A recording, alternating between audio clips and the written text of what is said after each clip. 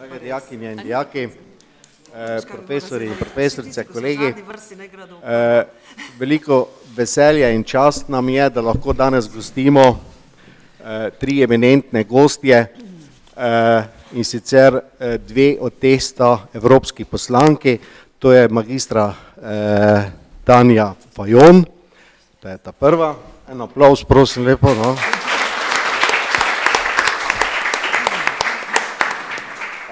Dr. Romana Jordan,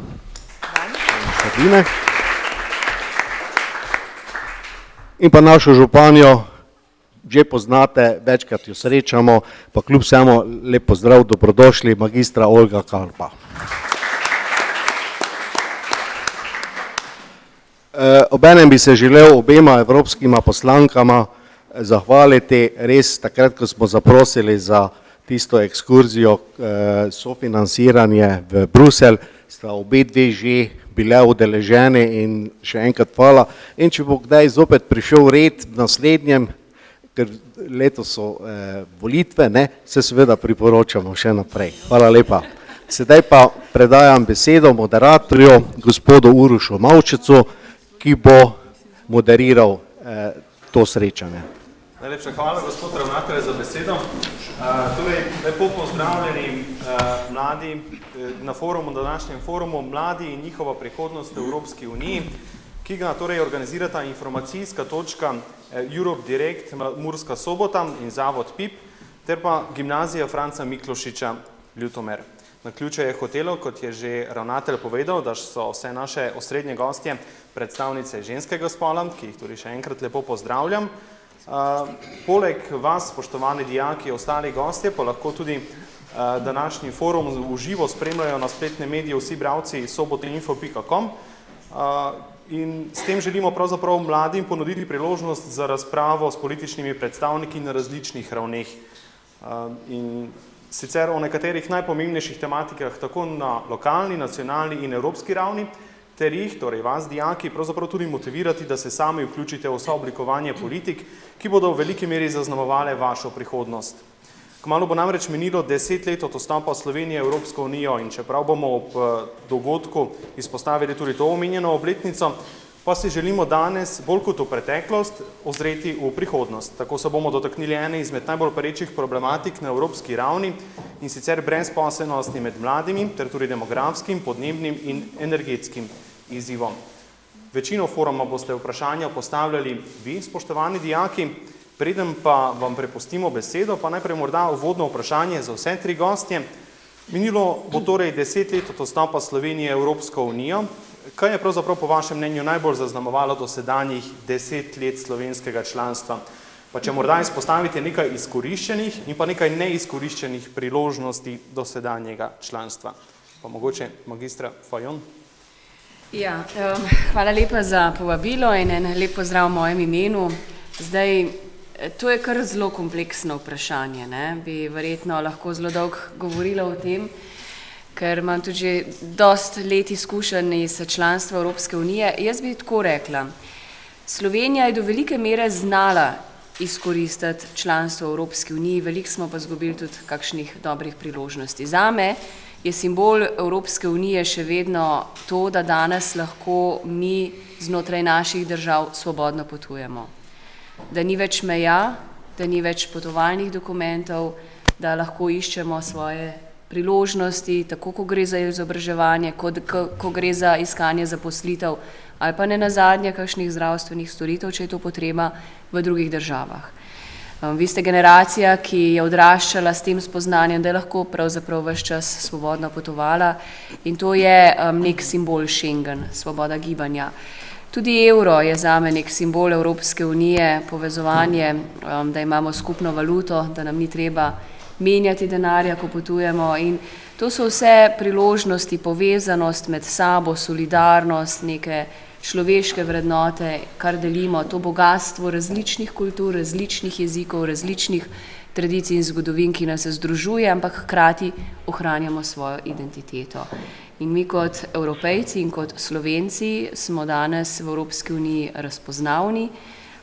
Vemo, da če bo nam šlo kdaj slabo, računamo na to, da bo tudi nam kdo pomagal in da smo del neke večje družine. In če pogledamo danes svet okrog sebe, v katerem živimo, globalizacija, ko nas prehitevajo različna gospodarstva po levi in desni, ko imamo velike skupne izzive, kot je bilo omenjeno, borba proti podnebnim spremembam, tudi energetski izzivi, moramo Evropejci stati skupaj povezani.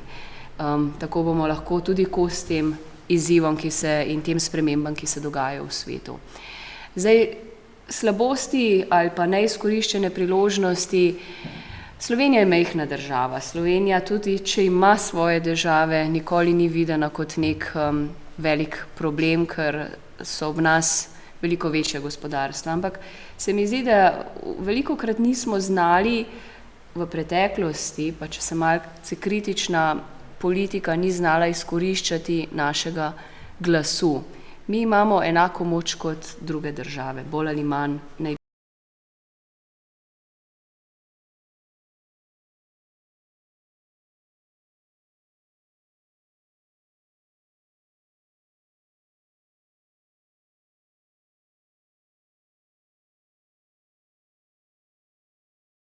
Sprejema tako, da bi koristila Sloveniji. Jaz mislim, da je to šele tista začetna faza, ko se, tudi mi smo mlada država, ko še sami iščemo neko strateško usmeritev in da še sami moramo videti, kje lahko najdemo to svoje mesto v Evropski uniji. Vemo pa tudi, da je danes kriza, ki je močno načela, gospodarska in finančna, tudi socialna, moralna, močno načela in zamajala te temelje Evropske unije. In da bomo verjetno vsi skupaj se mogli veliko več pogovarjati o tem, kakšno vlogo Slovenije pričakujemo v Evropski uniji in kakšna bo ta Evropska unija vnaprej. Jaz trdno verjamem, da mora biti med sabo povezana, da moramo države skupaj delati, izkoriščati tisto, kar nas druži in se povezovati na tistih področjih, kjer imamo skupne interese, ostalo pa delati doma tako, da prilagodimo to našim potrebam v državi, kjer živimo. Tako da tu bi verjetno lahko iskali še veliko več podrobnosti, pa verjamem, da bomo v razpravi naprej še kakšno težavo ali pa korist sami odkrili. Doktor Romana Jordan, kje menite, da smo dobro Slovenci izkoristili svoje priložnosti, pa katere smo mogoče zamudili? Pa še na tisti prvi del vprašanja bi tudi odgovorila, kaj po mojem mnenju je bilo tisto najbolj videno v Evropski uniji v teh 10 letih. Zdaj sem razmišljala vmes, ko je kolegica Fajonova govorila. Jaz mislim, da iz prvega mandata je zagotovo ta širitev in spoznanje v tem, da smo v Evropsko unijo zelo razširili in s tem jo naredili veliko bolj ranljivo za kakršnokoli dinamiko in prilagajanje spremembam v svetu zaradi tega, ker smo si zelo različni. To je bilo spoznanje, da je Evropska unija širša in da v prihodnosti to lahko pomeni večjo moč, ampak samo, če bomo uspeli te bistvene razlike tudi zmanjšati. Drugi mandat pa je seveda ravno to, da v bistvu še pa pospešilo to spoznanje, je pa zagotovo gospodarsko-finančna kriza, ki vidite, da je na različne države članice različno vplivala.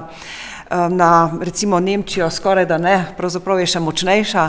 Določene države so imele velike težave, so dovolj hitro okrevale, druge imamo še sedaj velike probleme in se to kaže, da so razlike med nami ogromne in to ne samo v gospodarski razvitosti, ampak da imajo te razlike bistveno globje korenine. Kaj pa za Slovenijo? Za Slovenijo mislim seveda tako, kot je rekla kolegica Fajonova, da smo določene stvari zelo dobro izkoristili kot država. Morda bi k temu dodala še promocijo. Slovenija je resnično zelo dobro izkoristila to promocijsko moč, ki jo nudi Evropska unija. Dobro smo izkoristili priložnost recimo uvedbe evra, ki je bil dobro vpeljan, prva med tako imenovanimi novimi državami članicami smo bili, ki smo ga vpeljali in še sedaj se mnoge države hodijo k nam učiti. Dobro izpeljano je bilo tudi predsedovanje in vse to seveda je v promocijskem smislu veliko pomenilo za Slovenijo. Moram pa reči, da saj sama sem tako videla, da te priložnosti smo izkoristili nekako na površini. Kolegica, mislim, da se je tudi na ta način že je nekako načela to temo. Tisto, kar gre pa malo bolj globoko, malo bolj v smislu vrednot, v smislu prave preobrazbe družbe, kakor smo si želeli takrat, ko smo se odločili za članstvo v Evropski uniji. Vsega tega pa nismo naredili. In vse to seveda nas čaka zdaj, kriza je še bolj pokazala, da to moramo narediti. In nek balon o zgodbi o uspehu, ki se je takrat pred letom 2008 še dvigal, se je zdaj razblinil, razpočil in tukaj so številne priložnosti, pa ne samo priložnosti, tu so, jaz bi rekla temu, obveznosti, ki jih moramo narediti, mi moramo narediti domačo nalogo, da bomo lahko potem res optimalno izkoriščali priložnosti, ki jih nudi Evropska unija. In seveda je eden izmed naših problemov zagotovo tudi ta, da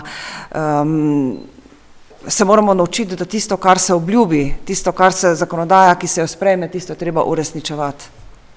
Pa gospod Županja, kako vi gledate na zadnjih 10 let Slovenije v Evropski uniji? Jaz lahko pokomentiram zlasti to, kar se tiče nivoja lokalnih skupnosti. Jaz ocenjujem za zelo pozitivno, da smo v družini Evropske unije, namreč lahko bi rekli, oziroma bi si dovolila reči, da Evropa živi v občinah. Namreč v občinah se ne bi zgodilo toliko projektov, toliko investicij, če ne bi bili v Evropi. In tu gre seveda zahvala Evropi, namreč v naši in pa tudi v prleških občinah so se zgodili in so tudi v zaključni fazi veliki projekti. Tudi to zelo dobro ocenjujem, da smo se mi, lokalne skupnosti, pa tudi posamezne izobraževalne inštitucije, tudi mislim konkretno našo uspešno gimnazijo, vključile v nekatere evropske projekte, tudi v izmenjavi dobrih, uspešnih praks. Mi smo recimo z projektom vključeni v trajno mobilnost, kjer lahko si dejansko države Evropskih unij ena drugi pomagamo, se povezujemo, si izmenjujemo dobre izkušnje in samo na tak način bomo lahko seveda prosperirali. Tudi to, bila sem pred 2 dnevoma na konferenci v Brdu, tudi kar se tiče enakopravnosti spolov, da se vsi tisti, ki smo združeni v Evropi, pomagamo tudi pri uveljavljanju določenih pravic, da smo izenačeni v teh pravicah. In tudi, kar je že bilo povedano, da res postanemo moralna družina z moralnimi vrednotami, to sicer vsi radi govorimo, vendar takrat, ko govorimo, se moramo tega tudi zavedati. In tudi, kar je bilo rečeno, obljube. To je problem na nivoju lokalne skupnosti, to je problem na nivoju države. Ni več časa za neko politikanstvo, neko prazno mlatanje slame, če se lahko tako izrazim, ampak so pomembna konkretna dejanja. In vse to povezovanje, to sodelovanje bo zelo pomembno v naslednji finančni perspektivi. Potrebno je zbrati ideje, potrebno je izhajati iz tega, kaj je Sloveniji tistega, kar je specialno. Zaradi tega, ker če sledimo malo tudi kako se bo pripravila naslednja finančna perspektiva, bodo sredstva najbrž šla na tista območja, kjer bo nekdo izstopal za svojo specialnostjo. Recimo Nemci so znani po avtomobilski industriji, pri nas v Sloveniji se sprašujem, kaj je tistega in tu bi dejansko mogli ogromno narediti in zastopati, kajti če bo naslednja finančna perspektiva do 2020 specialnost, potem se bo najbrž to tudi odvijalo tako po letu 2020. In zelo pomembno je, da zdaj Slovenija naredi veliki korak, zato jaz tudi upam, da bomo imeli dobre predstavnike v Evropskem parlamentu in pa tudi, da bo država zelo dobro zastopala tudi naše potrebe in interese. Najlepša hvala. Prve odgovore smo torej slišali, sedaj pa je beseda vaša, spoštovani dijaki. Pripravili ste že nekaj vprašanj, lotili se jih bomo po sklopih, najprej zaposlovanje mladih. Kar prosim, da nekaj v robu imamo tudi mikrofon, da nas bodo vsi gledalci, ki nas spremljajo preko interneta, tudi slišali. Že ena dijakanja ima vprašanje, prosim, da ga kar naslovite na konkretno gosta. Jaz imam prvo vprašanje za dr. Romano Jordan. In sicer, kot vemo, se mladi predvsem odločajo za študij družboslovnih ved, čeprav so bolj izrazite potrebe po naravoslovni. Kaj bi vi kot fizičarka svetovali mladim, da bi se v večji meri odločali tudi za naravoslovno smer? Predvsej konkretno vprašanje, izvolite. Ja, res je, da so potrebe po naravoslovju in tudi po tehničnih vedah zelo velike, ne samo v Sloveniji, ampak tudi v Evropski uniji, in po mojih poizvedovanjih pravzaprav ni ljudi, ki s tako izobrazbo ne bi mogli dobiti službe, če že ne v ožji okolici, pa zagotovo v širši. Spomnim se, da že v prejšnjem mandatu, se pravi od leta 2004 do 2009, smo imeli tako imenovan 7. raziskovalni program in smo rekli, da v Evropi primanjkuje z teh dveh področij okrog 700.000 raziskovalcev, zdaj mislim, da je številka celo milijon, se pravi, ni se število teh ljudi zmanjšalo, ampak povečalo. Če me sprašujete potem, kaj bi jaz vam svetovala, je predvsem to, da seveda prisluhnete, kaj vas veseli.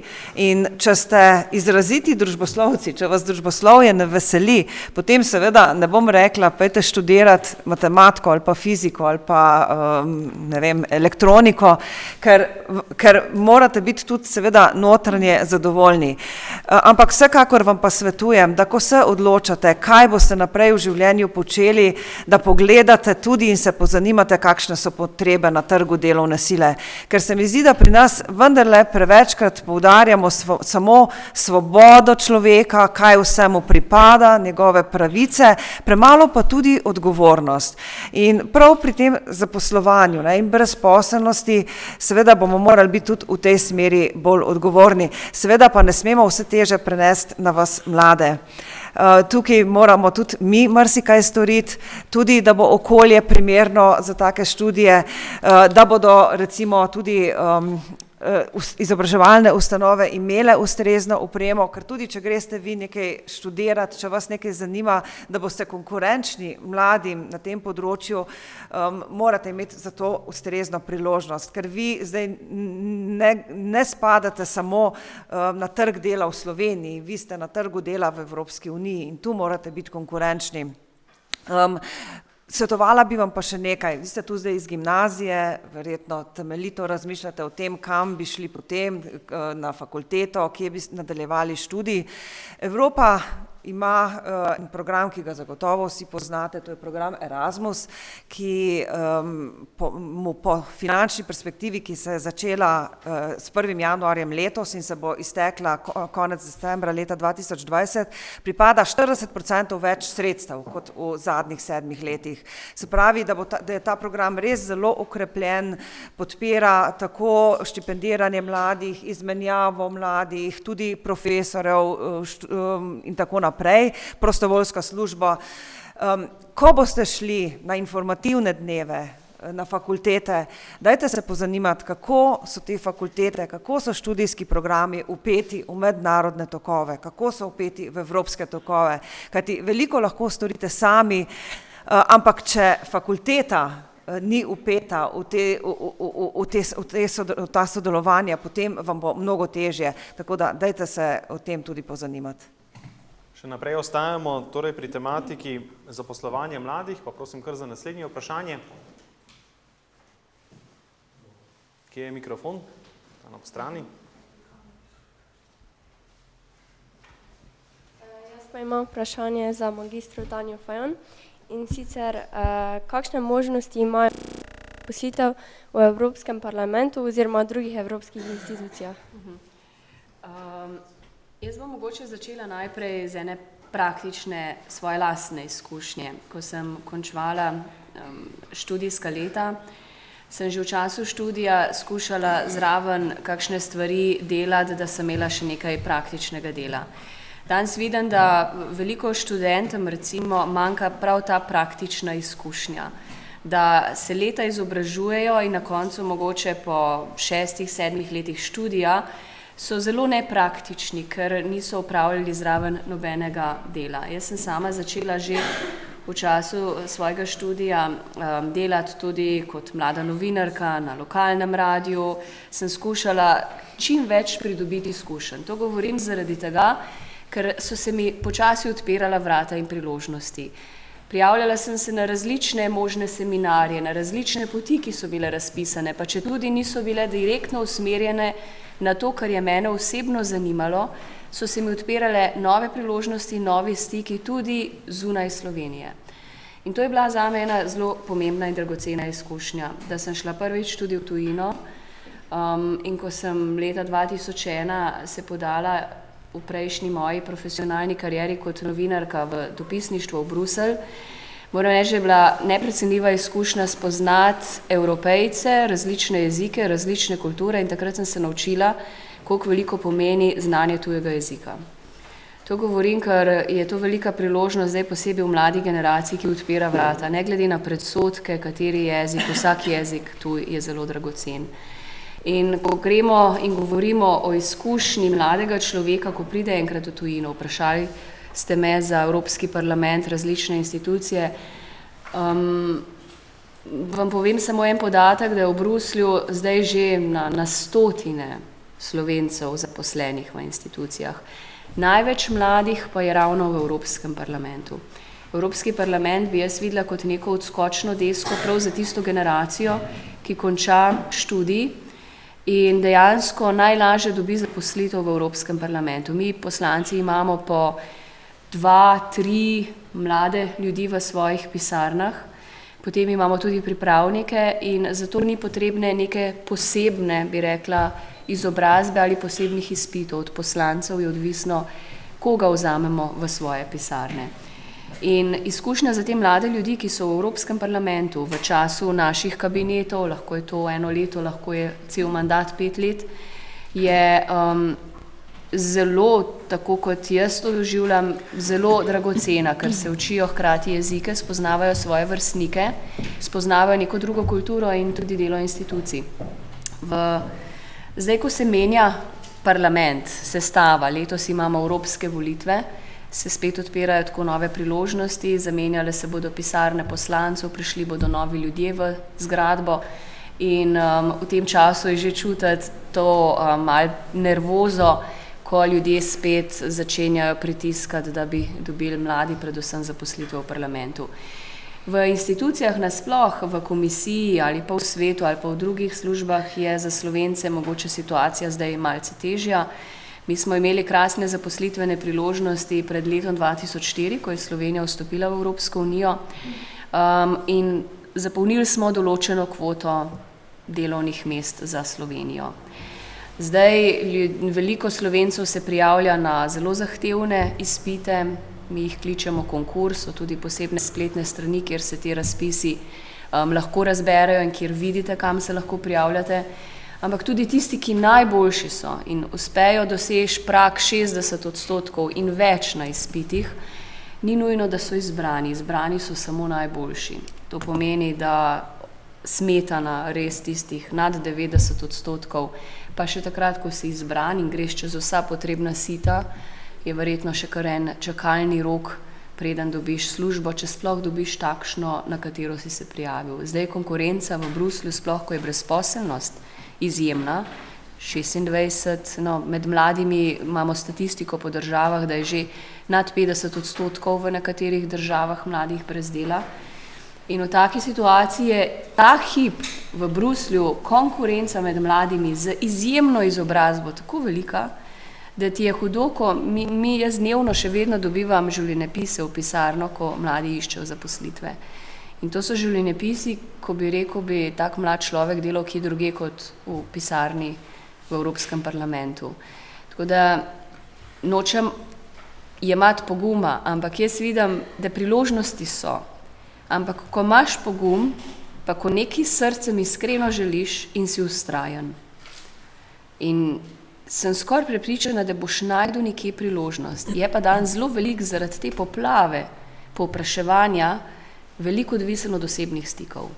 Ne od elektronske pošte, ne od računalnika, ampak da se ti znaš sam povezati z ljudmi, iti se predstaviti, kdo si, mrežati, kamorkoli, vse to ti korist. Dan zelo veliko veljajo osebni stiki, na katere smo pa pozabili. Na katere je ta računalniška doba, kjer veliko mladih, pa tudi že mi ne znamo več tako komunicirati, da bi nekoga res pogledali, pa mu povedali, jaz sem to bi rad počel.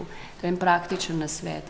Čim bolj se mrežite, bodite odprti novim priložnostim, novim izzivom, ne si zapirati prostora, tudi če vam ni čist nekaj všeč, dajte si priložnost, pa boste najdeli odskočno desko za v drugo smer.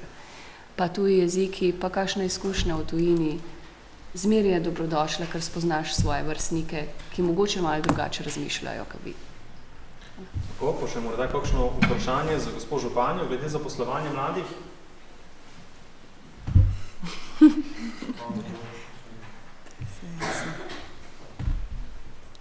Meni je zelo žal zgleda, da je bolj zanima zaposlitev na nivoju Evropske unije. Ne? No, pa morda vendarle, če poveste, gospa županja, kakšne so pravzaprav konkretne možnosti nekega zaposlovanja mladih v občini, mogoče direktno na občinski upravi ali pa širše v regiji? Vidite neke realne priložnosti za mlade?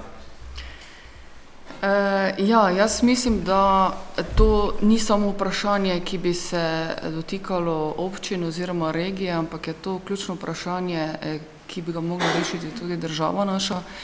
Mislim, da ogromno vlagamo v izobraževanje mladih, ampak nimamo pa nekih dolgoročnih načrtov, kje bomo mladim ponudili priložnost. In to je osnovni problem in tudi to je po moje predmet naslednje finančne perspektive. Jaz bi si zelo želela vas videti, glede na to, da imate toliko znanja in izkušenj, da bi se odločali tudi za občinski parlament, če se lahko tako izrazim, ker v bistvu je od vas, mladi, odvisno tudi, kaj se bo dogajalo v naši državi, kaj se bo dogajalo na nivoju občin.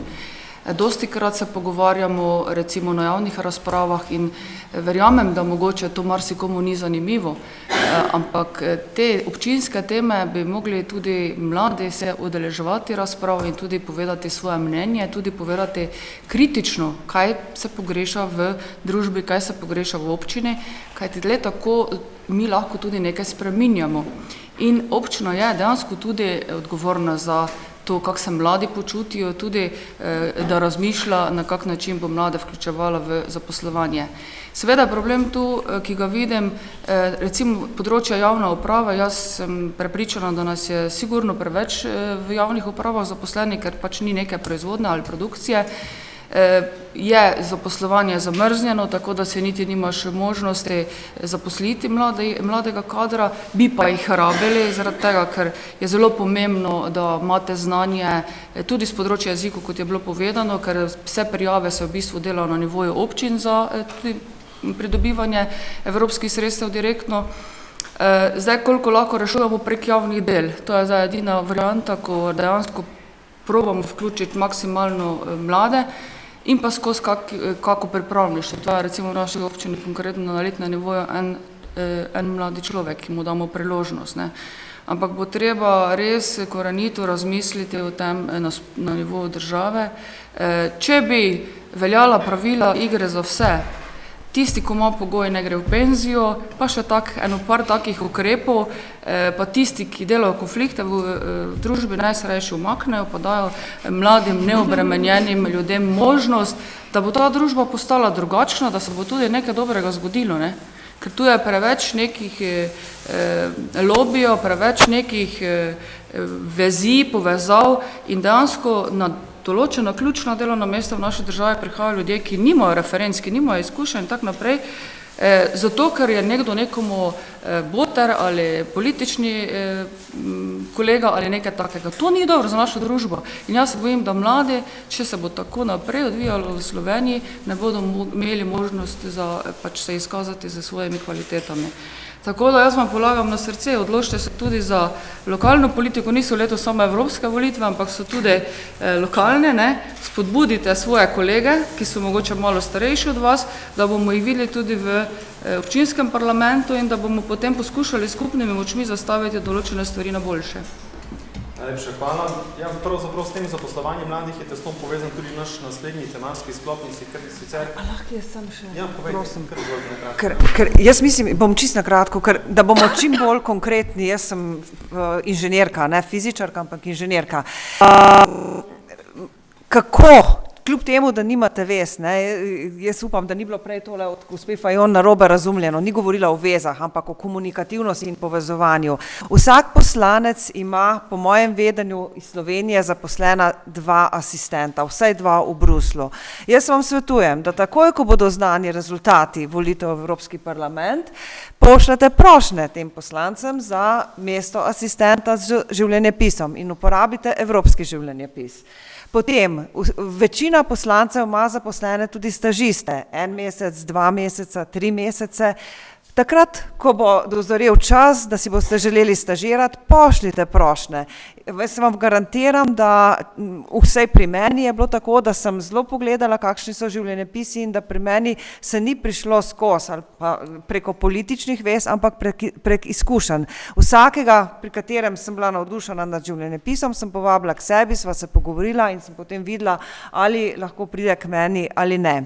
In še tretja stvar, inštitucije. Vse evropske inštitucije imajo na svojih straneh objavljene tudi razpise glede zaposlovanja, tudi razpise glede stažiranja in za tisto stažiranje vam ni treba imeti konkurjev opravljenih. Izkoristite to, tudi če je za 1 mesec, tudi če je za 2 ali 3 mesece. V tem času takrat se lahko uspešno mrežite, tako kot je moja kolegica omenila. Se pravi, spremljajte spletne strani in kar pogumno, ker vi ste zelo konkurenčni ostalim mladim po Evropi, nimate nič manj znanja in nič manj ambiciozni niste, kvečemo bolj, ja. No, to pa je vendarle lepa popotnica, ne? Pa... Če samo omenim, kar je Romana fino rekla, da imate več znanja. Če pogledamo jezike, imamo mi Slovenci izjemno veliko znanja. Sploh proti kakšnim narodom, ki so veliko večji od nas, recimo Mađari, Italijani, Španci, Poljaki, Francozi. Mi smo skoraj poligloti za njih, no, ampak v redu, pa govorimo samo en jezik. Pri meni je viden, ko sem nekako povezana z Brusljem 10 let, vsi moji prijatelji, mi govorimo vsaj 4-5 jezikov, to je nekak minimum. In ko ne najdemo besede v enem jeziku, preklopimo na drugega. In včasih, ko prideš iz Slovenije, postane skoraj zafrustriran, ker okrog tebe govorijo vsaj 3-4 jezike ljudje, ne? Te, ki so že dlje časa v tujini ali po mednarodnih krogih. In v Bruslju se navadaš, da je res tako krasen in taka priložnost, da preklapljaš malo francosko, malo nemško, angleško, malo italijansko, kjer ti zmanjka, najdeš besedo in si enako vreden drugim. No, in to znanje tujih jezikov pravzaprav močno olajša tudi, če si mladi iščejo priložnost za poslovanje tudi po tujini, se pravi drugim. Pa kar nadaljujemo, se pravi, s tako imenovanim demografskim izzivom, mislim, da je tudi tu nekaj vprašanj pripravljenih na to temo. Ja. Jaz imam pa prvo vprašanje za dr. Romano Jordan. In sicer glede na to, da ste doktorirali iz fizike, me zanima, ali je v Sloveniji sploh možno dobiti službo z takšno specifično izobrazbo, oziroma ste morali službo iskati še kje drugje izven Slovenije. Ja, hvala. Tega je že zelo dolgo, ko sem končala študij, ampak da ne bo pomote, ker fizik je nekdo, ki ga jaz zelo spoštujem in jaz sem zelo daleč od fizika, jaz sem elektroinženirka. Prihaja pa do pomote, zato ker sem res potem magisterij pa doktorat delala na fakulteti za fiziko, ampak iz jedrske tehnike. Tako da jaz sem res tak bolj tehnološki, tehnični, inženirski tip. Če bi bila pa fizičarka, bi pa bila zelo ponosna nase, ampak to žal nisem, no, moram iskreno povedati. Jaz mislim, da je v Sloveniji ogromno priložnosti, tako kot jih je bilo takrat, ko sem jaz končala študij, jih je pa treba tudi malo poiskati. Kljub temu, da je zdaj veliko več nezaposlenosti, kot je bilo recimo takrat leta 90, ko sem jaz iskala delo, vam moram povedati, da tudi pri meni ni bilo tako, da bi kar takoj, da bi mi ponujali stvari, ne. Bila sem zelo vesela, da sem imela štipendijo pri enem podjetju, ampak tisto podjetje takrat je dejalo, da pravzaprav niti ne rabijo nekoga, ki je končal fakulteto elektrotehnike. Želela sem si recimo že za diplomo narediti nekaj uporabnega in sem jih šla vprašati, a imate vi kakšen problem, da bi ga mi skupaj rešili? Pa so rekli, nimamo. In potem sem gledala malo okrog, malo oglase in sem videla oglas Inštituta Jožef Štefan, da nudijo priložnosti mladim, in sem se potem pri njih javila in pri njih naredila diplomo. Delala sem oceno varnosti električnega sistema v jedrski elektrarni v Krškem.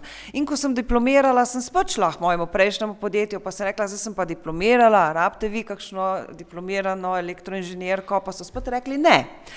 In sem spet prišla, sem povedala to na inštitutu Jožef Štefan, so rekli, ni problema, mi te vzamemo, lahko narediš pri nas magisterij, sem naredila magisterij, sem seveda pridobila še dodatna znanja, spet šla nazaj v podjetje, pa sem rekla, zdaj sem pa magistrirala, pa imam vse napisno, ali me zdaj rabite? So rekli, ne rabimo.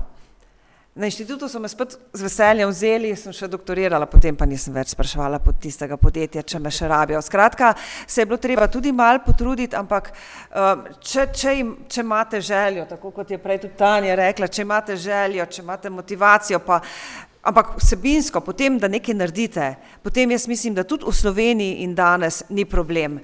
Če pa imate željo na hiter, veliko zaslužiti, potem pa je problem.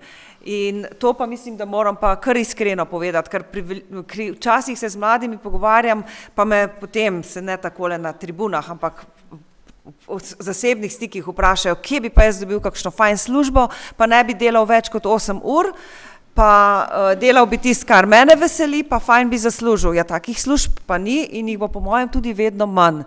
In tudi že pred 20 leti, ko sem jaz začenjala, oziroma diplomo sem delala še prej, konec 80 let, to ni bila služba za 8 ur. Mi smo tam sedeli od jutra do večera in smo raziskovali, smo sodelovali, se pogovarjali o strokovnih stvareh, bili smo tudi prijatelji, neke vrednote smo gojili, smo imeli tudi kosila skupaj.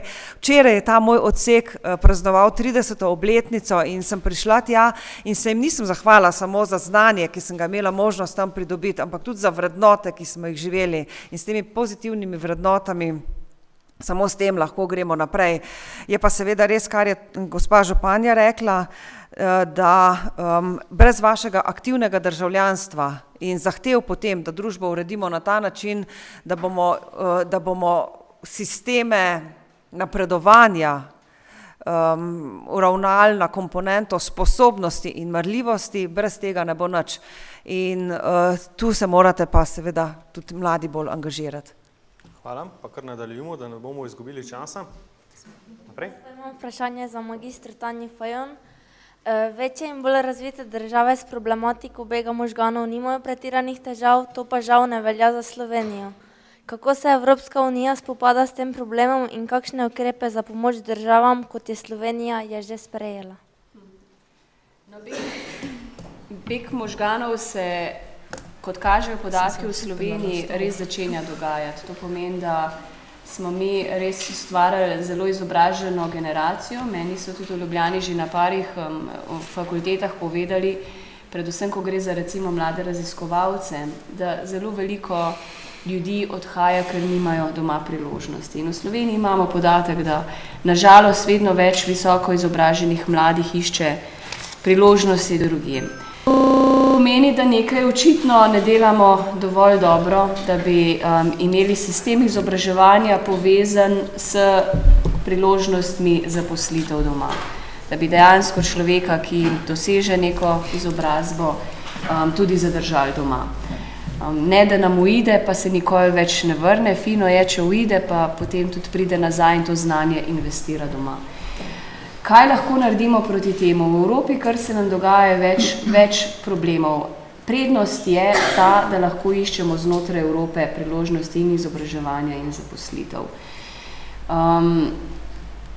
Zdaj, po drugi strani, pa tudi v Evropo prihaja veliko nove delovne sile, ali pa veliko migrantov, ali pa veliko priseljencev iz takšnih ali drugačnih razlogov. Običajno so razlogi revščina ali pa enako brezposelnost, ki drugje.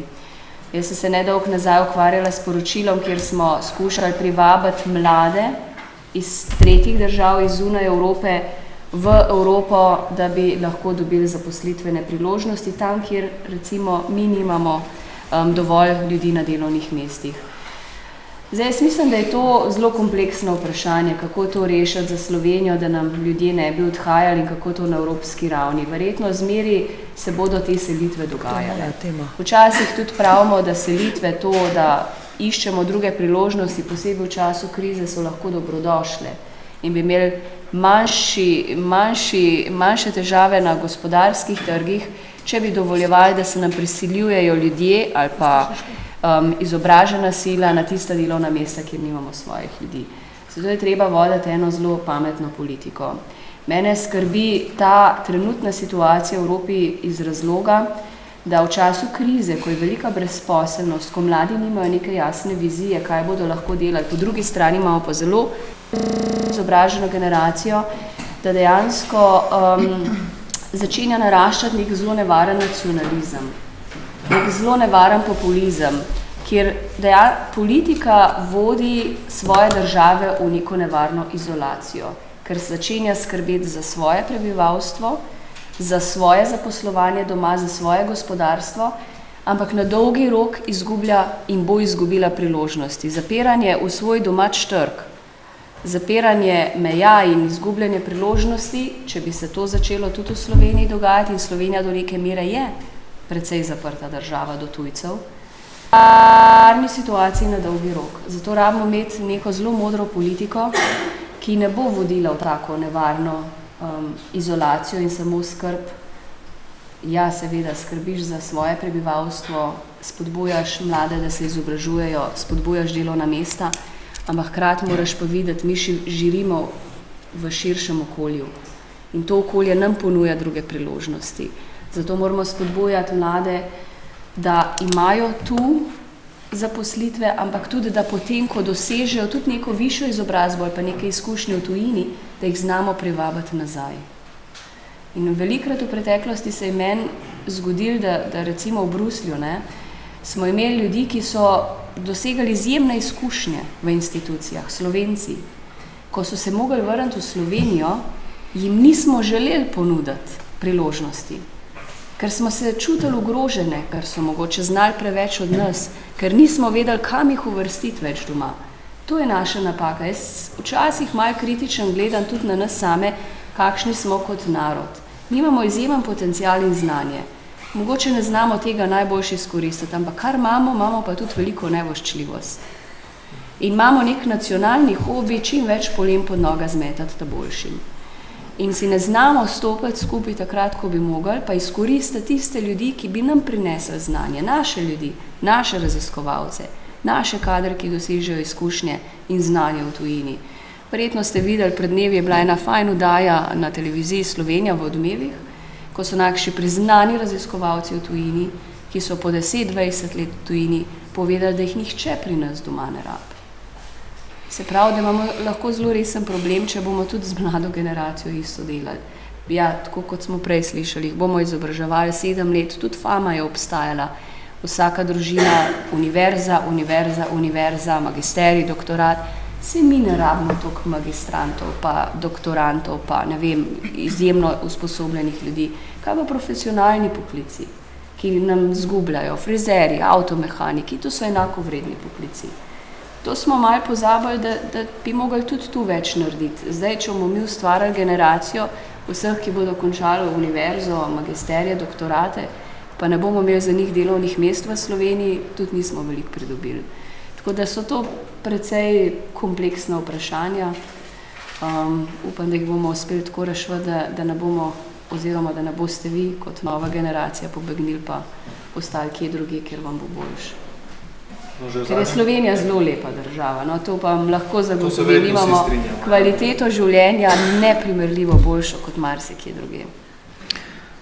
Že v zadnjem vprašanju je bil omenjen beg možganov, morda je tudi tukaj gospa županja prava sogovornica oziroma tista, ki bi lahko dala odgovor na kakšno vprašanje dijakov v zvezi s to temo. Ja, jaz imam ravno vprašanje za vas. Pač tudi Pomurje se zaveda bega možganov, kaj bi lahko storili pač Pomurje, da se to ni več toliko. To je zelo zahtevno vprašanje, ker mislim, da bi radi slišali konkretno, katere ukrepe bi se jih bilo potrebno lotiti. Mislim, da je potrebno tu kar veliko narediti, kaj konkretno, katere ukrepe zavzeti, bi jaz težko rekla, ker o tem smo se tudi že večkrat pogovarjali, pa mislim, da sem že na ene izmed preteklih forumov dobila to vprašanje na gimnaziji, ampak vseeno imam dober občutek, glede na to, kaj se pripravlja tudi na nivoju Evropske unije v prihodnje. Ogromno lahko pričakujemo evropskih sredstev za tako imenovane mehke projekte oziroma neke storitvene dejavnosti.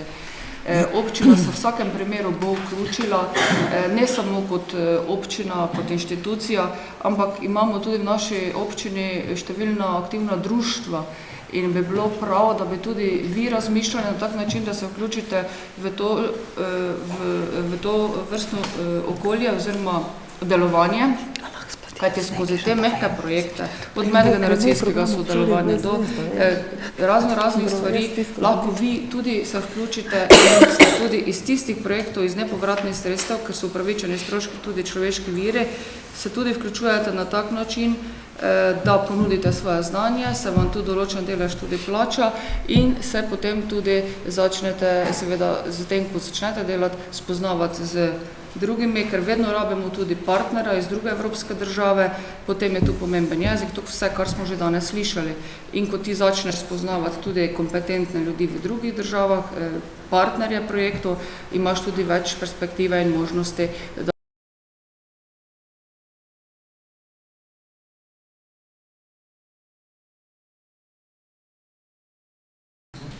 Bi še mogoče, kateri izmed gosti kaj dodala? Zelo na hitro. Beg možganov ni samo slovenski problem, ampak je tudi evropski problem. Tudi za Evropo je značilno, da izobražuje ljudi, ki potem grejo tipično v Ameriko, tam odpirajo firme. Se pravi, prva stvar, kar je treba ustrezno okolje vzpostaviti. In na evropskem nivoju tečejo aktivnosti, recimo ena aktivnost je Evropski raziskovalni prostor, se reče, celo ljubljanski proces, nekateri to imenujejo, kjer se poskuša čim bolj nekako sinhronizirati delo evropskih univerz in pospešiti mobilnost, sodelovanje. Potem v okviru programa Obzorje 2020, to je raziskovalno-razvojni program, je tudi veliko teh priložnosti. Naj za primer povem, da je prejšnji bil težek 56 milijard, ta novi je 70 milijard, tu se ponuja štipendije, denar za raziskave, predvsem spodbujanje mobilnosti in enakih pogojev za raziskovalce. To je pomembno, ne, da imajo raziskovalci, ki delajo tu, recimo enako, da imajo vrhunsko infrastrukturo, da imajo primerljive plače z tujino in to so ti ukrepi. Je pa res to, ne, da je pa vprašanje potem, kako bo Slovenija te stvari izkoristila. Ker mi se nikakor ne smemo zapirati, ampak odpreti in nič hudega ni, če grejo naši ven v tujino, ampak tudi druge moramo privabiti noter. S tem bi pa jaz zdaj rekla, da morate mladi seveda izkoristiti vse možnosti, ki jih imate, da recimo zdaj na županjo pritisnete, da jo vprašate, kateri so tisti projekti, ki jih občina načrtuje, bolj kot boste vi na županjo pritiskali, bolj bo županja pritiskala na nacionalni nivo in bolj bomo lahko potem kot Slovenija izkoristili te evropske priložnosti. Ampak denarja je in mehanizmov je več, kot jih je bilo doslej. Jaz bi še tu samo dopolnila, ne? Ko se recimo zaključi šolanje, pa se zgodi zavod za zaposlovanje, ne čakati na tisto zaposlitev, klasično, 8-urno za določen ali nedoločen čas. Številni mladi prihajajo na občino z novimi idejami, pa rečejo, glej županja, razpis Evropske unije, to pa to, mi imamo idejo. In tu tudi občina lahko pri takih projektih pomaga. Če boste vi prinesli novo idejo, se lahko zgodi, da tudi občina zagotavlja delež lastnih sredstev pri tem projektu, delež pa bomo črpali iz Evropske unije. Tako da ne čakati pa kritizirati, jo in moram dobiti zaposlitve, ampak probajte tudi na takni projektni evropski način, ne, in pridite z idejami naprej. Številni mladi se oglasijo in jaz verjamem, da nam bo marsikaj uspelo, ampak jaz verjamem, da imate polno idej in če še malo pobrskate te aktualne razpise Evropske unije, boste videli, da se boste sigurno kje našli. In mislim, da lahko marsikaj skupaj naredimo, ne pa razmišljati samo tista 8-urna pogodba za določen čas ali nedoločen čas. To še mislim, da je bolj pisano na vašo kožo, ker se je težko iz študentskih let preleviti naenkrat 8-urno službo, da nekje sediš pa nekaj delaš. Ne? Vi morate biti kreativni. Dober nasvet. Pa pred nami sta še kar dva tematska sklopa, kar nadaljujemo z vprašanji. Energetska varnost in podnebne spremembe. To pa je zdaj celo poden govorim. Izvolite, Dijaki. Ja še imam eno vprašanje za magistro Tanjo Fajon. Evropska unija nima možnosti, da postane energetsko neodvisna. Kako si pa Evropska unija prizadeva zagotoviti energetsko varnost prihodnosti in ob enem ukrepati na področju podnebnih sprememb? Hvala lepa. Po moje bo znala moja kolegica Romana, ne znala, ampak veliko bolj strokovnega področja vam povedati, ampak res je, da si Evropska unija nasploh sama močno prizadeva biti energetsko neodvisna. Zdaj, koliko je pa to realno, je pa drugo vprašanje. Verjetno ste že slišali, kaj vse skušamo v boju proti podnebnim spremembam, pa na področju energetske neodvisnosti narediti.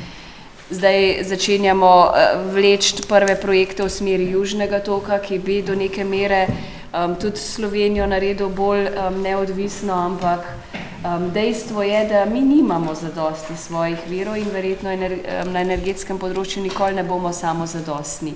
Kar pa lahko naredimo, je pa veliko verjetno odvisno tudi od nas samih. Jaz mislim, da bo tu Romana znala veliko boljš povedati. Jaz lahko povem, da ko govorimo o podnebnih spremembah, kar bo tudi ena od glavnih usmeritev zdaj v Evropski uniji, je gotovo res, da si želimo narediti neko kjer živimo. To pomeni, da se lahko čim bolj sami kot država priskrbujemo s svojimi naravnimi viri in da hkrati delamo okolje toliko prijazno, da si ne škodujemo tudi svojemu zdravju in pa načinu življenja. In cilji, ki jih ima Evropska unija, ko govorimo za podnebne spremembe, so izjemno ambiciozni, koliko postaviti do leta 2020, ne vem, pridobivanja energije iz varnih virov, kot so sončna energija, vetrnice in tako naprej, koliko tega pa lahko mi v resnici naredimo v državi in v Evropski uniji, koliko smo ambiciozni, tu Evropa sicer vodi v primerjavi z drugim svetom, ampak pri izpolnjevanju ciljev pa dejansko ne izpolnjujemo vseh zavez. Tako da mogoče bo Romana, ki se pa dejansko ukvarja z energetskim področjem, upam, da ne bo zdaj celo popoldne si vzela časa. Počakamo še na eno vprašanje ali še to dopolnim? Kar izvolite. Ja, ker ko je bila napovedana ta tema, sem rekla, jaz bi o tem cel popoldan govorila. Mogoče ideja za nek drug dogodek. Ampak najprej bi rekla, glede energetike, omenili ste energetsko varnost. Skupna energetska politika evropska je bila zasnovana tako, da izpolnjuje 3 cilje. Eden je energetska varnost, se pravi, da imamo pač na voljo energijo takrat, ko jo rabimo. Drugo je, da je ta energija prekomerno okolja, se pravi, da v to trajnostno smer gremo.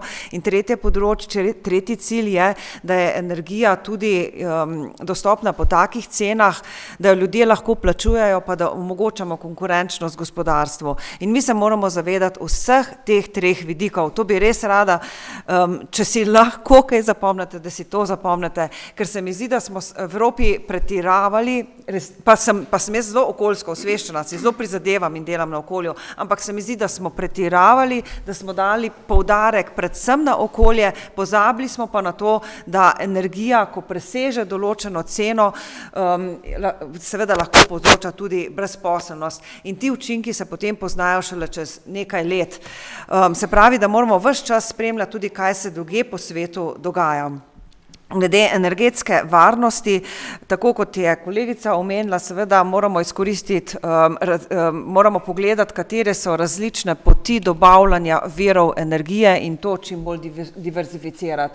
Da ne gre recimo samo prek Ukrajine, zdaj imamo ruski plin samo prek Ukrajine v Evropo, sedaj imamo tudi severni tok, kjer gre iz Rusije v Nemčijo. Delamo tudi na tem, da bi zgradili neko južno pot, South Stream, južni tok se reče temu. V okviru tega sta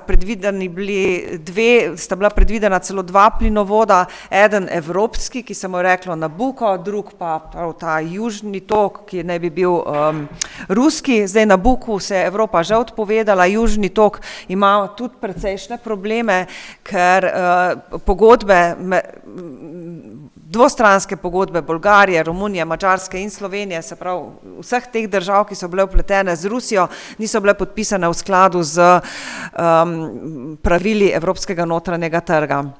Tako da ta diversifikacija malo šepa. Malce boljši smo pri tem, ko poskušamo izkoristiti čim bolj svoje notranje vire, ki jih imamo v Evropi. Tu bomo dosegli cilj 20% obnovljivih virov energije do leta 2020. Tudi pri biogorivih nam kaže kar dobro, čeprav se tu poznajo pa zdaj neki drugi učinki, ki pa niso tako v redu, da pri uporabi biogoriv, ampak bom razložila kasneje, če bodo vprašanja.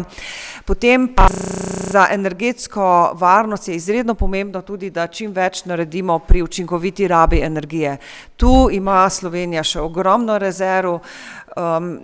Ne smemo se pravi samo razmišljati o tem, kako tratiti in trošiti novo in novo energijo, ampak tudi o tem, kako čim bolj učinkovito izrabljati te vire energije. O podnebnih spremembah pa mislim, da bo še kasneje, kaj, a ne? Verjetno bo še kako vprašanje. Kar predlagam naprej vprašanje, dijaki. No, pa morda, če še ostanemo pri tej temi, ker smo vendarle mogoče nekaj kilometrov oddaljeni od reke Mure. V naši regiji, v Pomurju, so precej aktualni pogovori o morebitni gradnji hidroelektrarne na reki Muri. Pa morda najprej, gospa županja, ne želim, da mi poveste da ali ne, mogoče zgolj kak razmislek, pa potem še tudi ostali gosti, kako gledate na to tematiko. Zdaj ste me dobili na vprašanju, ker jaz sem pa res izključno proti gradnji hidroelektrarne. To pa čisto iz preprostega razloga, ker mislim, da še imamo v Sloveniji kar veliko drugih potencialov in možnosti, da varčujemo na energije. In mislim, da moramo tudi razmišljati v drugi smeri. Mislim, da Muro lahko izkoristimo kot potencial za razvoj turizma, ne pa da bi se zgodile gor hidroelektrarne. Mislim, da je zelo pozitivno, da na nivoju Slovenije se dogajajo določeni premiki glede teh vseh stvari, kar je bilo omenjeno. Recimo, jaz sem kot županja v Bruslju podpisala konvencijo županov za zmanjšanje CO2 in tudi v tej smeri delamo korake. Izdelali smo prometno strategijo na nivoju lokalne skupnosti, smo vključeni v projekt trajne mobilnosti, Active Travel Network, smo primer dobre prakse na nivoju Evropske unije. Mislim, da se z marsikaterim korakom da doseči, da prispevamo k zmanjševanju dimnih oziroma teh onesnaženosti zraka. Tudi kar se tiče recimo te sončne elektrarne, tudi to smo se mi poslužili na nivoju občine, da smo namestili sončne elektrarne. Mislim, da to je korak naprej. Zelo pa pozdravljam tudi to, da država sedaj razpisuje sredstva za energetsko sanacijo stavb, ki so v lasti države oziroma občin. Tu so nenormalni stroški, ki jih seveda mi kot inštitucije več ne bomo sposobni pokrivati in je fajn, da dobiš nepovratna sredstva, da določeno infrastrukturo narediš v tej niso te stavbe več tako veliki energetski potrošniki. Seveda mislim, da moramo razmišljati v smeri zniževanja teh vseh stroškov. In tudi tukaj lahko občina in država naredi veliko, da začne takrat, ko gradi neko novo stavbo oziroma neko infrastrukturo, da razmišlja tudi v smeri pasivnih oziroma energetsko varčnih stavb. Potencijali so, materiali so, tehnologija šla tako naprej, da mislim, da bi bolj mogli razmišljati v smeri, da zmanjšujemo stroške električne energije in tako naprej, pa potem si gradimo infrastrukturo in tako. Recimo, ker se meni vedno postavlja vprašanje, ko ti nekaj zgradiš, potem ta strošek še je zanemarljivo mali v primerjavi z tistim, kaj se zgodi potem, ko moraš to zadevo oziroma infrastrukturo upravljati in vzdrževati, takrat kome nastopijo tisti konkretni stroški, ki pa ponavadi bremenijo nas kot občane ali državljane. Še morda ostane dve gosti, koliko pravzaprav poznate ta konkretni projekt hidroelektrarne Muri? Ravno med tem sem razmišljala, kaj bi lahko, ne prihajam z vašega konca, tako da karkoli bi verjetno zdaj rekla, bi mogoče dregala v eno sršenje gnezdo, pa se tega niti ne bi zavedala. Tako da jaz bi prepustila to odločanje stroki na prvem mestu, ki verjetno naredi neke analize in presodi, ali je taka hidroelektrarna umestna ali ne, in potem se verjetno odloča o tem politika in tisti, ki se morajo o tem odločati, tako da se ne čutim niti na tem mestu pristojna, da bi rekla, zdaj hidroelektrarna, ja ali ne, premalo mi je poznano. Še doktor Jordan? Ja, bom kar tule začela. Na prvem mestu je potrebna verodostojna energetska politika, ki je pa v Sloveniji nimamo. Mi se ne moramo v Sloveniji, če želimo zagotoviti varno dobavo energije, se ne moramo pogovarjati o posameznih projektih. Aha, ta projekt ja, onega pa ne. Ker kjerkoli, skoraj da za karkoli boste ljudi vprašali, ali podpirajo nek projekt večje elektrarne, če ne bo to ravno sončna elektrarna na njihovej strehi, bodo rekli, da tega ne podpirajo. In tako si ne bomo zagotovili varne dobave energije. In tisto, kar jaz vidim, da se dogaja zdaj že zelo dolgo, lahko bi skoraj rekla v desetletjih, je, da nimamo nekega verodostojnega energetskega načrta, kjer bi se opredelili, kateri bodo tisti viri energije, v katere bomo kjer bo država tudi recimo vodila svoje aktivnosti in da se potem tudi elektrarne zgradijo. Tudi potem se pa zgodi to, kar se je zgodilo. Se nam zgodi TEŠ, pa se nam bo zgodila še kakšna elektrarna. Na prvem mestu je to. Druga stvar je, jaz moram reči, da sem zelo naklonjena hidroelektrarnam, se mi zdi, da so to zelo lahko okolju zelo neagresiven vir energije, ne povzročajo izpustov toplogrednih plinov, vendar pa je seveda vedno treba vprašati tudi lokalno okolje, kaj si o tem misli. In če ima okolje neke da je za razvoj turizma in da bi se ljudje s tem preživljali, potem mislim, da je treba to upoštevati. Stroka je pomembna, ampak mora prisluhniti tudi ljudem. Če so tukaj drugi alternativni razvojni programi, jaz mislim, da je treba to upoštevati. Vsekakor pa v Sloveniji gradimo elektrarne na spodnji Savi in mislim, da je treba najprej spodnjo Savo izkoristiti, ki nima takšnih alternativnih načrtov in jaz bi dala tiste hidroelektrarne zagotovo na prvo mesto in pa prisluhnila bi lokalni skupnosti. Zdaj pa še nekaj, kar se v zvezi z energijo velikokrat dogaja, ko se reče, da je treba zniževati stroške energije, da mora biti elektrika cenejša. To je res, treba je to narediti. Energija je v Evropi izredno draga, nam se dogaja, da nam določene industrijske panoge, ki so bolj energetsko intenzivne, to pomeni, da rabijo več energije za svojo proizvodnjo, se selijo v tujino in s tem seveda ljudje izgubljajo delovna mesta. In zato dejansko moramo poskrbeti, da bodo cene bolj konkurenčne. In smo zato tudi šli v projekt notranjega trga na področju elektrike in plina, ki mora biti zaključen letos do julija.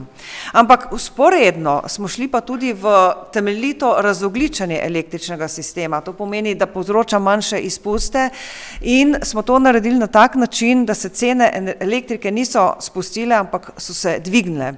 In jaz osebno pravim, da je treba več stvari v Evropi, pa tudi Sloveniji, prepustiti trgu. Ker mi smo recimo v Evropi do leta 2020 postavili cilj, da bomo dosegli 20% energije iz obnovljivih virov energije in zaradi tega so države močno subvencionirale te vire, da bodo cilje dosegle. In kaj je zdaj posledica tega? Posledica tega je, da v Evropi praktično na področju energetike ni več investicij, ki niso subvencionirane. Torej v Evropi v energetiki, ki naj bi do julija dosegla notranji trg, ni več investicij, kjer ni udeležen davkoplačevalski denar. In to je pa narobe. Tudi več konkurence moramo spustiti noter in jaz se zavzemam za to, da sicer še naprej delujemo v smeri razogljičenja, ampak preko sistema ETS, to je sistem za trgovanje z ogljikom. So pa to take tehnično zelo zahtevne razprave, kjer je nekomu, ki pozna to tematiko, zelo težko to razložiti ljudem. In vem, da ko smo se pogovarjali o tem, kako oblikovati podnebno energetsko politiko do leta 2030, do konca aprila bomo o tem še glasovali.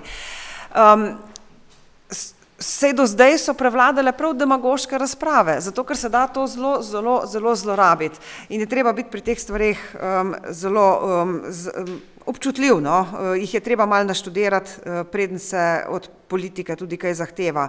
Glede energetske učinkovitosti županja, ja, je pa zdaj celo tako, da bo v kohezijskih sredstvih zahteva, mislim, da za 30% sredstev, da se vloži v energetsko učinkovitost in to mislim, da je ena stvar, ki smo zelo dobro naredili na evropskem nivoju. Najlepša hvala za te odgovore. Pri tem tematskem sklopu, kot smo že povedali v uvodu, bomo spregovorili predvsem še o prihodnosti Evropske unije. To je torej naš naslednji tematski sklop. Dijaki, izvolite. Predvsem dijakinje so bolj pogumne očitno, ker jih je tudi več. Ja. Jaz imam vprašanje za dr. Romano Jordan. Torej, pred časom so se pojavili pomisleki o propadu Evropske unije. Nekako se pojavljata dve možnosti. Ena možnost poudarja možnost bolj ohlapne povezave med državami članic, kar pomeni, da bi države pridobile večjo stopnjo suverenosti. Druga možnost pa izpostavlja, da si lahko Evropska unija pomembno vlogo na svetovnem zemljevidu zagotovi zgolj s tesnejšim povezovanjem držav članic. Torej, kaj vi menite, katero možnost je bolje izbrati in zakaj? Ja, hvala. To je tako zelo pomembno vprašanje, o katerem bomo zagotovo v prihodnosti še veliko govorili. Danes zjutraj sem celo prebrala od Le Penove eno sporočilo, ki je dejala, da misli, da mora Evropska unija eksplodirati. To je skrajna desničarka. Ja, to je skrajna desničarka v Franciji, ampak zelo dobro kažejo raziskave. Celo menda sem videla preko 20% ne bi dobila na evropskih volitvah in je dejala, da potem bi pa začeli spet sestavljati nazaj te koščke. No, jaz seveda zato nikakor nisem. Sta pa seveda dve te opciji, ki ste jih omenili, ali več suverenosti, bolj ohlapna povezava ali pa, da se nekoliko žrtvuje suverenost in Evropo močneje poveže. Seveda to ni zdaj neka politična tema, za katero smo odgovorni samo politiki, ampak jaz mislim, da moramo vprašati vas, državljane, kaj bi pa vi radi. Ko jaz razmišljam o tem, se vedno vprašam, ja, kaj smo si pa mi želeli takrat, ko smo se v Sloveniji odločili, da bi radi bili del Evropske unije. Vi te priložnosti niste imeli, ker ste premladi. Ampak kako vidite Evropo? Kako mislite, da jo vidijo? Kako vi mislite, da vidijo Evropo ukrajinski mladi, ki se zdaj tako prizadevajo, da bi bilo več Evrope tudi v Ukrajini?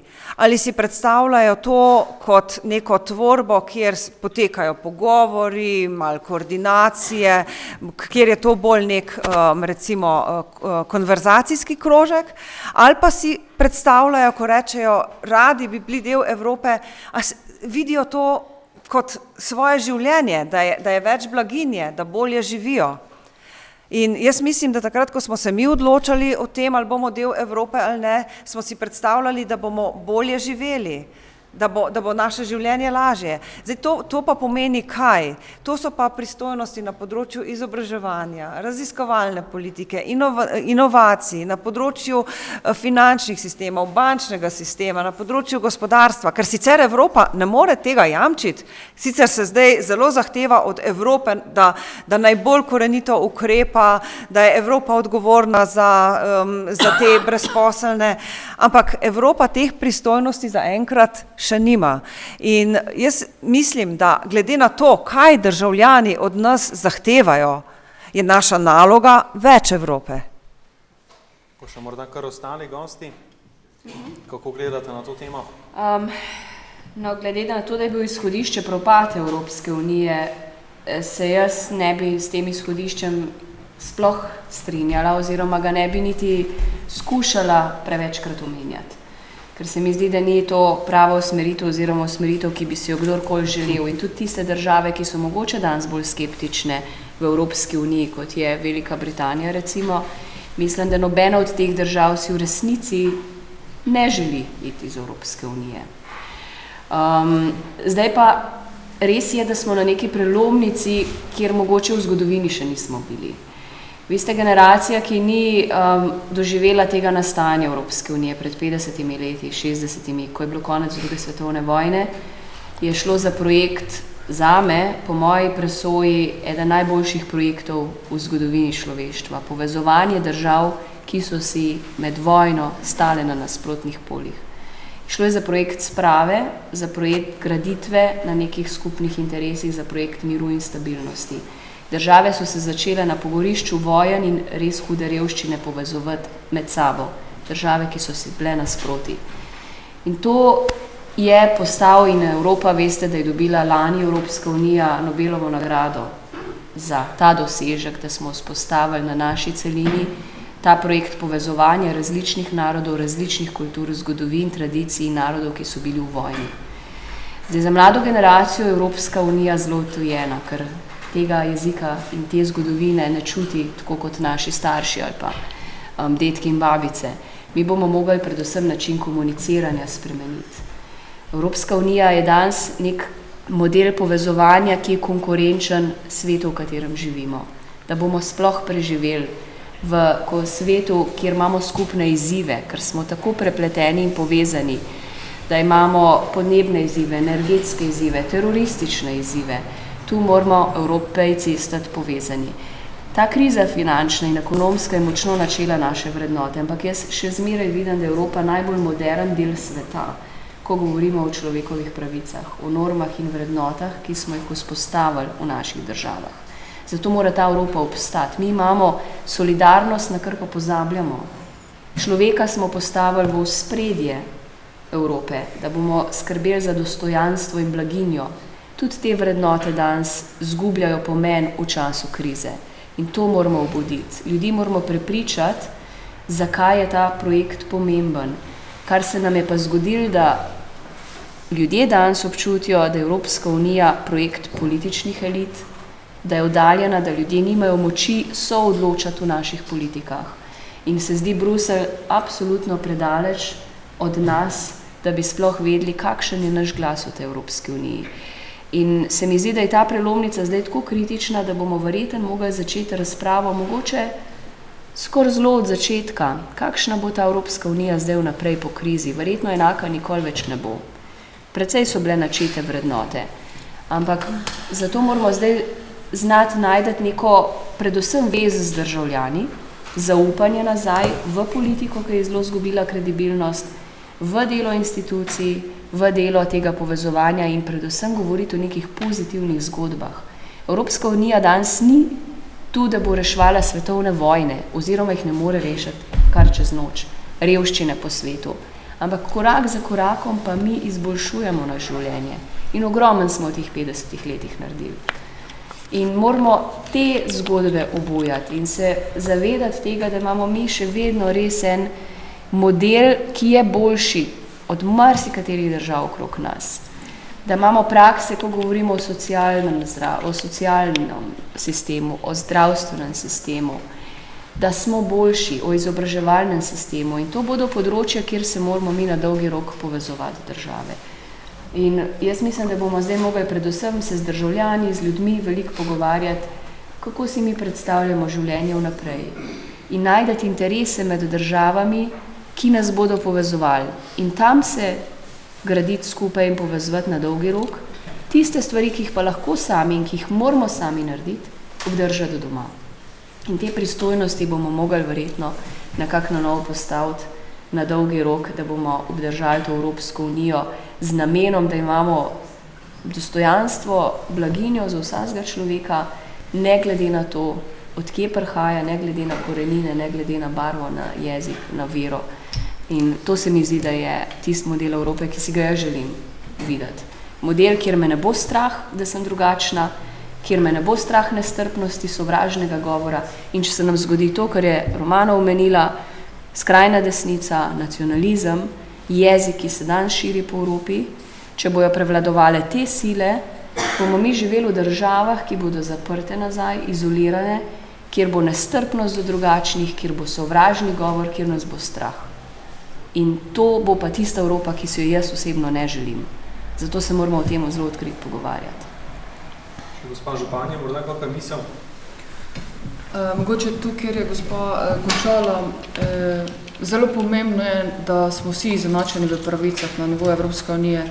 In ravno pred 2 dnevoma smo se zavzeli za je to, da ženska lahko sama odloča o splavu, ker je to dejansko poseg v človeško telo, poseg v človekove pravice in Španija se dejansko zdaj s tem sooča.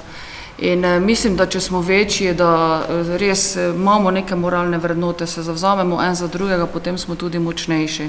Res je, Slovenija zelo mala država, zelo oddaljena od pač Bruslja, od Evrope, vendar moramo imeti neke stvari, s katerimi bomo nastopili in bomo prepoznavni, da nas bodo slišali in bomo tudi lahko marsikaj spremenili. Mislim, da Evropa mora ostati, ker je tudi zelo pomembna za razvoj našega gospodarstva. Zelo pomembno je to povezovanje gospodarskih družb na zven. Dejansko so naši gospodarstveniki ugotovili, da je naš trg premali, da se morajo tudi na evropske trge usmeriti in tam iskati izzive in priložnosti in s tem posledično se tudi oblikujejo nova delovna mesta. In jaz mislim, da je na vas mladih ogromno priložnosti, možnosti. Zelo škoda bi bilo, če ne bi bilo Evrope, kar sta povedali evropski poslanki, koliko možnosti je, koliko nekih stvari se odpira tudi z novimi evropskimi volitvami. Izkoristite to, vi zmorete in škoda bi bilo, če ne bi tega izkoristili, kaj vse Evropa ponuja. In jaz mislim, da Evropa kot takšna mora ostati, seveda pa s tem, da smo bolj ali manj vsi počrpamo tisto, kaj se nam ponuja.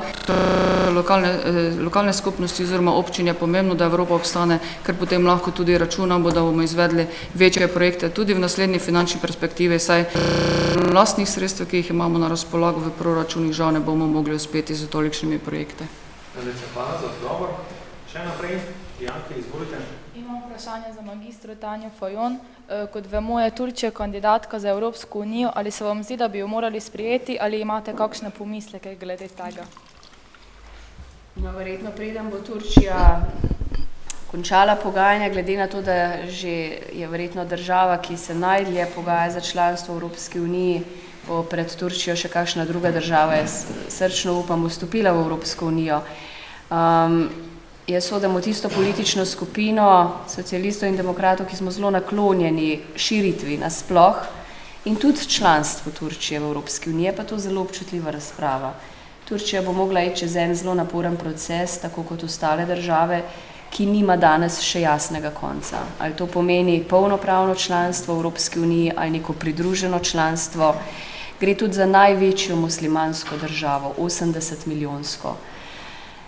Jaz sama vidim to kot neko izjemno priložnost, da Evropska unija sodeluje s Turčijo in se povezuje s Turčijo z različnih razlogov. Po eni strani gre za spodbujanje nekih reform, nekih vrednot, nekih norm, ko gre tudi za spoštovanje človekovih pravic, kar je en velik problem v Turčiji. Po drugi strani se pa bojim, če bi Evropa vrata Turčiji zaprla, da se bo Turčija obrnila proti Evropi, na Bližnji vzhod, v svet, ki bi mogoče geografsko se težko vprašamo, kje so res tiste zunanje meje Evropske unije. Jaz mislim, da Turčija je lahko čudovita partnerica in na dolgi rok, če bo enkrat šla čez ta zahteven proces, se bi tudi pogovarjala o članstvu Turčije. Imamo pa mi Zahodnega Balkana, naše nekdanje Jugoslavije, ki so vse v pogajalskem procesu in ki gre dejansko za naše sosede, kjer imamo mi veliko takih in drugačnih vezi in bi si želela, da bi najprej te države, ki pa imajo jasno evropsko perspektivo, katerim smo obljubili, da bodo lahko postale članice Evropske unije, to obljubo tudi mi bili pripravljeni izpolniti takrat, ko bodo te države končale pogajanja. Širitev zdaj nekako ni več zelo, bi rekla, visoko na dnevnem redu Evropske unije, zaradi težav in krize, ki jo imamo mi sami. Pomeni pa izjemno tem državam, ki so zraven nas. Hrvaška je zdaj vstopila lani v Evropsko unijo po letih pogajanj in je bila to ena spet nova zgodba o uspehu, ker je odprlo trge, ker je odprlo politično gospodarsko delovanje, stike med ljudmi. Po Hrvaški bi si jaz želela, da bi še vseh preostalih nekih držav, te naše bivše Jugoslavije in Albanija, se prav vseh tega regije Zahodnega Balkana vstopilo v Evropsko unijo. Koliko hitro se bo pa to zgodilo, koliko smo pa mi dejansko pripravljeni, je pa drugo vprašanje. ampak ne vem, koliko ste verjetno spremljali, jaz sem se v zadnjih letih zelo veliko ukvarjala z državami Zahodnega Balkana, ko je šlo za svobodo potovanja. Ljudje so tam še vedno bili zelo zaprti za svojimi mejami in so lahko potovali le, če so dobili vizume v svoje potne liste. In največkrat teh niso dobili, posebej mlada generacija, ko je šla študirati, je mogla ostati doma. To smo uspeli v zadnjih nekaj letih narediti in to je ljudem pomenilo izjemno veliko. Odprli jim je novo perspektivo, odprli jim je nove priložnosti in dojeli so tudi Evropo, kaj to sploh pomeni, ne samo z televizije. Zato se mi zdi, da je bilo zelo pomembno najprej ta del okrog nas, ki je res geografsko bil in je zmeri del Evrope, spodbujati, da bo postal del Evropske unije in pomagati. Posebej zato, ker so to narodi, ki so živeli leta v zelo grobih, krvavih vojnah. Tako da zatem bo na vrsto verjetno prišla Turčija, Islandija se je ta trenutek nažalost odpovedala zaradi politike doma, članstvo, ampak jaz mislim, da tudi tam, kot razumem stvari, se zna to razpoloženje obrniti na dolgi rok. Islandija je pogajanja že praktično začela, pa so se ustavila zaradi domače blokade, tako da bomo videli, kako se bo širitev nadaljevala. Verjetno nekaj let bo zdaj enega predaha, da se tudi Evropska unija postavi na svoje noge in da mi vidimo, kako gremo naprej, ampak hkrati ne smemo pozabiti na te države, ki se nam želijo pridružiti. Ker na dolgi rok bomo močnejši, samo če bomo držali skupaj. Doktor Jordan, kako gledate na Turčijo? Bi lahko postala članica Evropske unije?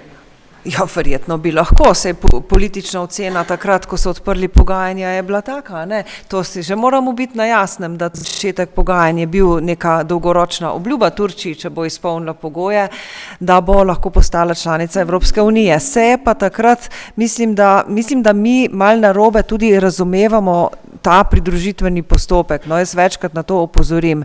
Ena stvar je, da mora država, ki je članica, izpolniti pogoje. Druga stvar pa je, da morajo biti tudi pogoji znotraj Evropske unije izpolnjeni za to. Ne? Tudi mislim, da Evropejke in Evropejci moramo biti pripravljeni na širitev. In meni se zdi, da če tako pogledam na zgodovino, pa ne zelo daleč nazaj, da je bilo mogoče tega širitvenega entuziazma malček preveč, malček prehitro je šlo vse skupaj. Tudi težave, sem že na začetku malce upozorila, ki jih imamo v Evropski uniji, so včasih pogojene s tem, da smo si zelo daleč vsak sebi. Ne? Sicer je širitvena politika ena najuspešnejših evropskih politik, ampak moje osebno mnenje je, da je morda bila nekoliko prehitra. Je pa res, da tudi sama jemljem kot uspeh Hrvaško, da se pravi, da se Evropska unija širi, imamo novo državo članico, hkrati je uspeh Evropske unije tudi to, da imamo novo državo, ki je sprejela evro, to je Latvija. Pri Turčiji pa jaz sama osebno jo vidim kot izredno pomembno partnerico, težko si jo pa dejansko jaz zdaj v tem trenutku predstavljam kot polnopravno članico in hkrati upoštevam vse tiste politike, ki jih mi danes oblikujemo.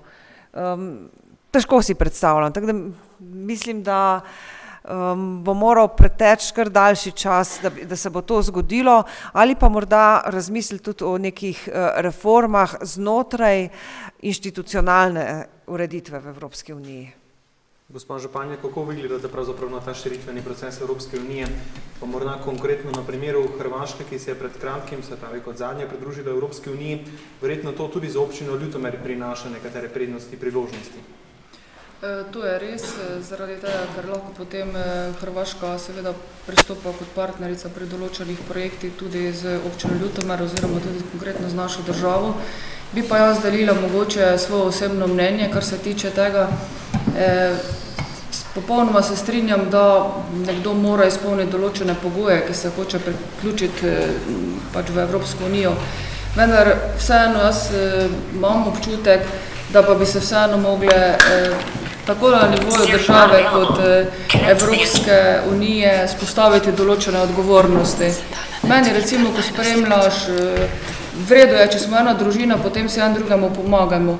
Ampak če pa nekdo neodgovorno ravna v svoje države, potem mislim, da je potrebno vedno prej oceniti, ali je nekdo spravo državo zaradi nekih nerodnih ali nepravilnih odločitev in ne začnejo določene države, posamezniki nositi odgovornost in ko se ugotovi, da je res nekdo pač neodgovorno ravnal v določenih situacijah, bi jaz res korenito premislila, ali še je sploh lahko član Evropske unije in bi mogli tudi določene same biti v tem primeru.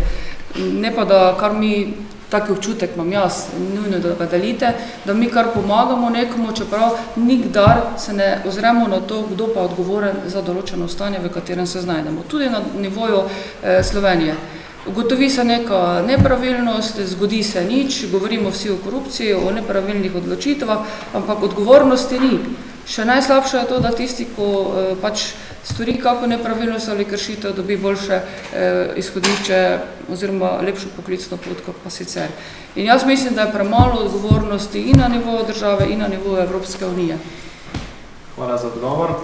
Še natanko 2 minutki imamo do zaključka. Morda, če je še res kako aktualno vprašanje, dijaki, na številne vprašanja, no, pa je vendar. Ja, še eno vprašanje. Ja. Gospod županjo, zavedamo se, da je potrebno predvsem v kriznih časih ohranjati spoštovanje do domovine. Kot enakovredni del Evrope bomo obstali zgolj, če bomo ohranjali našo kulturo in spomin na preteklost. Zakaj je občina Ljutomer v mesecu decembru ni pripravila občinske slovesnosti ob dnevu samostojnosti in enotnosti?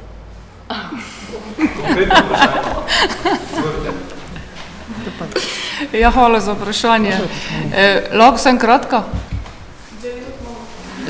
Zato, ker je organizirala gimnazija Franca Miklošiča v Ljutomeru, ki zelo odlično opravi prireditve. Številne prireditve se odvijajo v naši občini in fajn je, da se tudi razporedijo med določene nosilce prireditev. Soočamo se tudi s tem problemom, da imamo v občini ogromno prireditev in potem so kritike, da se na določene ne morajo odzvati nekateri, ker se podvajajo. In mi smo se v letošnjem letu odločili, da pač ne bomo tega organizirali, čeprav tudi ob drugih priložnostih zelo stremimo k temu, da poudarjamo to državljanski ponos, to, da smo Slovenci in tudi evropski državljani. Hvala za odgovor. Naj ob zaključku tega foruma povemo, da so se vprašanja za dogodek zbirala tudi na spletnem mediju sobotoinfo.com, ampak večina njih je bila zelo podobna tem vašim, ki ste jih postavili dijaki, tako da smo praktično na njih že odgovorili. S tem smo torej današnji forum pripeljali do konca.